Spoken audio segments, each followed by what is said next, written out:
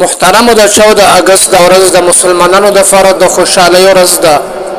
ځکه چې په دې ورځ باندې مسلمانانو ته ډېره لویه فتح نصیب شوې وه خو آیا دا خوشحالي څنګه پکار ده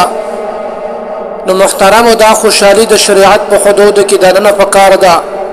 دغه شان باجی وهل نه دي پکار ګډاګانې نه دي پکار پارکونو ته تلل او هلته کې ډمې ګډول هلته کې زنانه یو ځای کېدل نه بلکې په دې ورځ باندې ډېرې وینې توی شوې دي د علماو وینې توی شوې دي د امیانو وینې توی شوې دي په لکاو لکاو باندې مسلمانان شهیدان شوي وو نو محترم ورونو په ځای د دې چې ګډا وکړلی شي د موټر سایکل نه سرې لرې کړلی شي ښځې وګډولی شي نو د دې په ځای خو پکار ده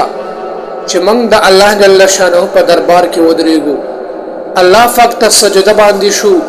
چې الله تا موږ ته څومره لویه ازادي را نصیب کړې ده تا خو موږ د کفارو د غلامۍ نه آزاد کړي یو او الله په داسې ملک د اوسېدو شرف دراته حاصل کړی دی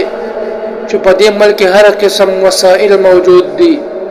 هر قسم معدنیات موجود دي او بل دا ملک چې آزاد شوی دی